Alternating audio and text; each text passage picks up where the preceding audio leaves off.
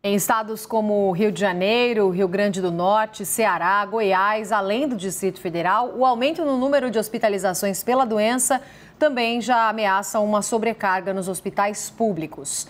Sobre esse cenário, vamos conversar agora ao vivo com o vice-presidente da Sociedade Brasileira de Infectologia, professor da Unesp, doutor Alexandre Naime, que mais uma vez faz a gentileza de nos atender. Doutor, boa noite, bem-vindo, obrigada por conversar com a gente no Jornal da CNN neste sábado. Muito boa noite, Roberta. Muito boa noite a todo mundo que está ligado na CNN. Prazer estar aqui com vocês novamente.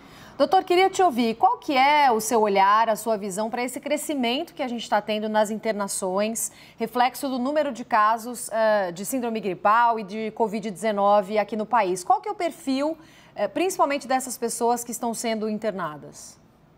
Roberta, nessa nova onda de internações que nós estamos tendo devido a avalanche de casos da variante Ômicron, tem dois aspectos que é muito importante ressaltar.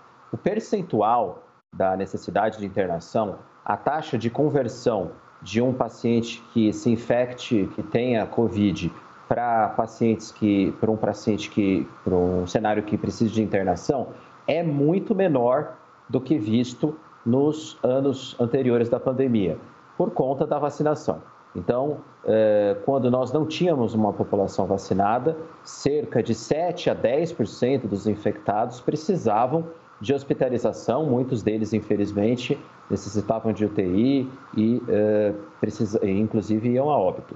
Agora o cenário é diferente. A gravidade da doença é muito menor porque nós temos um percentual da população já muito mais vacinada e também por características específicas da variante Ômicron, que leva a menos internação.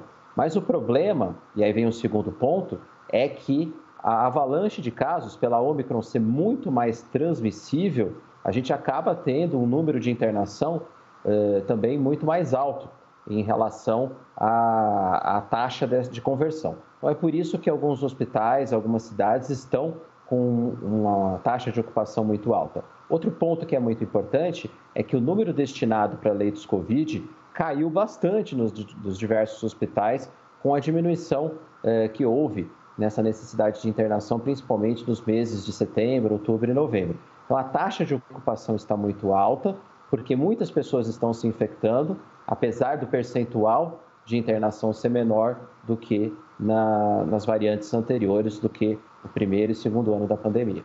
Sim, doutor. Então, pelo que a gente acompanha até agora e observa, o perfil das pessoas internadas é formado por não vacinados principalmente ou pessoas que foram vacinadas, mas têm alguma doença prévia? O primeiro perfil mais prevalente são aqueles das pessoas que não receberam nenhuma dose. Então, cerca de 60% a 70% das pacientes internadas são aqueles que não se vacinaram. Aí nós temos depois um perfil de pacientes que se vacinou de forma incompleta, que recebeu, por exemplo, somente uma dose ou ainda não recebeu a dose de reforço. E temos como terceiro perfil, que é a minoria, mas acontece, um perfil de pacientes que já recebeu três doses, mas, por exemplo, são extremos de idade, pessoas com mais de 70, 80 anos, ou têm comorbidades, principalmente pessoas que têm imunossupressão, transplantes de órgãos sólidos ou algum problema relacionado a linfoma ou leucemia, que já são pacientes, então, imunossuprimidos. Mas, majoritariamente, são pessoas que não foram vacinadas ou que receberam parcialmente a imunização. Sim. Doutor, a gente acompanha, doutor, algumas autoridades fazendo previsões. A gente teve o adiamento do carnaval, no caso de São Paulo e Rio de Janeiro, para o fim do mês de abril. É possível fazer alguma análise da evolução da variante Ômicron para, de fato, fazer uma previsão de quando ela iria cessar, diminuir o número de casos? E ainda nesse sentido da pergunta, o espalhamento da Ômicron por várias regiões do Brasil, ele facilita que outras variantes sejam desenvolvidas também? Se nós formos avaliar o perfil da distribuição, da transmissão da variante Ômicron em países que passaram por essa disseminação antes que nós, por exemplo, África do Sul e Reino Unido, após um período de 4 ou 5 semanas de predominância, existe uma queda muito importante.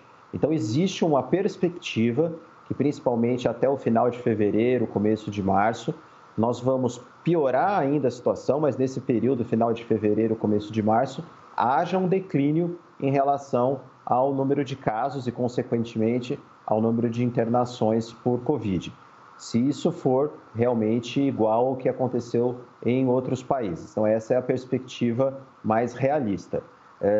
Em relação à transmissão da variante Ômicron, nós já temos isso disseminado por todo o Brasil, a variante que mais está predominando em relação ao sequenciamento. Então, é muito necessário saber que, neste momento de alta transmissibilidade, as medidas de prevenção como o uso de máscara, distanciamento social, devem ser seguidas e, consequentemente, eventos que promovam aglomeração adiados. Sim. E, doutor, a gente pode falar numa tendência de desenvolvimento de quarta dose aqui para o Brasil também? Ou então numa vacinação anual, a partir de agora, para justamente conseguir combater essas variantes e que vá caminhando para uma mudança, né, de como a gente vai lidando com a pandemia, que é tão dinâmica e vai mudando de tempos em tempos? Aparentemente, a quarta dose era necessária apenas para indivíduos que tenham imunossupressão. Já é uma regra no Brasil, indivíduos, por exemplo, que estejam em quimioterapia, que sejam transplantados de órgão sólido, que sejam portadores de imunodeficiência adquirida ou natural, essas pessoas já têm que tomar uma quarta dose. Há diversos estudos em andamento sobre a necessidade da população em geral em relação à realização da quarta dose, mas nada conclusivo, e também algo relacionado à periodicidade. Provavelmente, pessoas com mais idade, que tenham comorbidades, deverão receber essa imunização de forma periódica, mas não se sabe se isso realmente vai ser algo para ser transposto para a população em geral. Lembrando sempre que, quanto mais a gente evitar a transmissão, seguir as medidas de prevenção e ser vacinado, quanto menos o vírus circular, menor a chance de novas variantes surgirem. Sim. E a ciência já sabe precisar o risco de reinfecção pela variante Ômicron, doutor? Uma pessoa que recentemente foi infectada pela Ômicron, ela, além da vacinação, é claro que é o mais importante, ela estaria mais protegida ou a possibilidade de uma reinfecção é mais frequente do que nas outras variantes? A variante Ômicron, ela causa reinfecção numa velocidade muito maior do que a gente viu com as outras variantes. Se a gente for comparar com a Delta, a chance da variante Ômicron causar reinfecção é em torno de 2 a 3 vezes maior do que a Delta, que já era uma variante muito transmissível.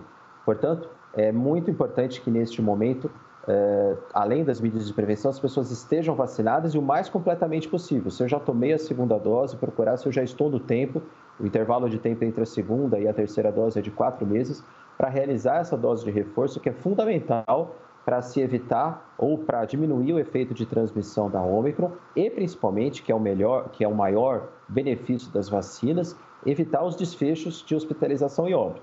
Então, é importante lembrar que as vacinas protegem principalmente em relação a diminuir o risco individual de hospitalização e óbito, mas também tem um impacto importante na redução da transmissão. Quem é vacinado transmite por menos tempo do que um indivíduo não vacinado ou parcialmente imunizado. Sim. Doutor, para a gente terminar a discussão sobre a aprovação e o uso do autoteste aqui no nosso país, justamente nesse cenário de pandemia que a gente está vivendo nesse momento e que o senhor estava explicando.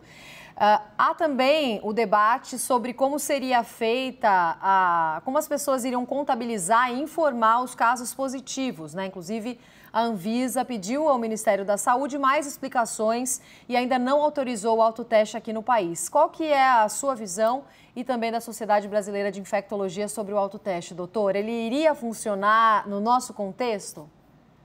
O autoteste, ele deve ser encarado num contexto de excepcionalidade. Nós estamos vivendo uma avalanche, uma enxurrada de casos Covid e uma falta da disponibilidade da testagem convencional feita em laboratórios, feita em unidades básicas de saúde, feita em hospitais. Mediante essa excepcionalidade, o autoteste pode ser uma alternativa, desde que esclarecidos diversos pontos, principalmente a questão da educação da pessoa em relação a como colher o material e como interpretar o resultado de positivo ou negativo, passando pelo que você falou, Roberta, da notificação dos casos que venham positivos, e também em relação à orientação do paciente ao que fazer com esse resultado positivo ou negativo, já que a gente sabe que qualquer teste tem a possibilidade do falso positivo e do falso negativo. Por isso, a Anvisa pediu mais explicações e isso realmente é necessário que seja esclarecido antes que, em caráter de excepcionalidade, esse teste seja aprovado pela Anvisa. Tá certo. Doutor Alexandre, muito obrigada pela entrevista. Bom fim de sábado para o senhor. Até a próxima. Um ótimo sábado, Roberta, e a todo mundo que está acompanhando a CNN. Obrigada, doutor.